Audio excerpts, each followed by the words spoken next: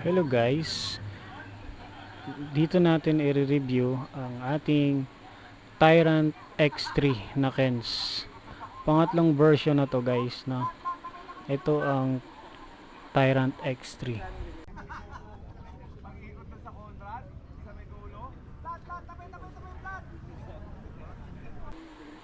Ang nakakabit na fork dito is Durolux 36 160mm.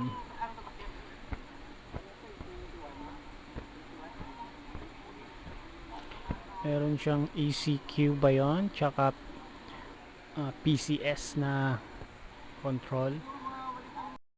Ang brake nito guys is MT200 harap likod. Tapos naka-lever ng ZTTO dropper post. Ang manubela nito guys is FSA Comet. 25mm yung rise, 8 yung back sweep, 5 yung up sweep. Tapos naka-rate na 35mm yung clamp na stem.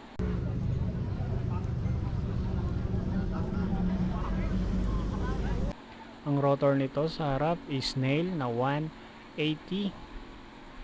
Ang gulong at ang rim nito is U32 na Weiman tubeless.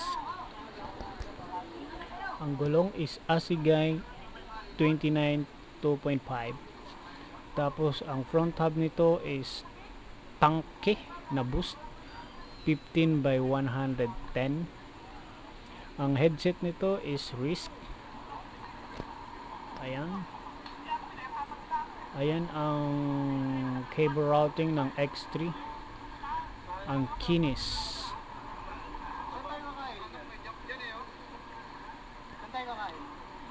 Ang dropper post nito guys ay E13 na 150mm yung travel.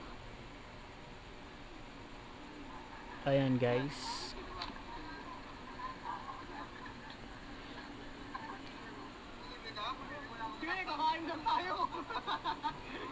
Ayan yung logo sa chainstay Kens. Ang rotor sa likod is Decas na 160. Tapos ang hub naman nito sa likod is Cruiser na boost 12148. Tapos may cogs na M5100 at Jore na M5100. At may pedal na race face chister, may crank na SLX na 32T at merong chain guide na post mount ZTTO. At meron din tong set clamp na RIT 34.9 diameter. Ayan ang Kens X3 na ating binuo lang. Ganda rin. Ang likod na gulong nito guys is 2.4 DHR 2. Ang upuan niyan pala ay Velo pang BMX. Ayan ang top view. Yan. Ayan naman ang front view. So konting ikot pa sa ating X3 Tyrant Kens.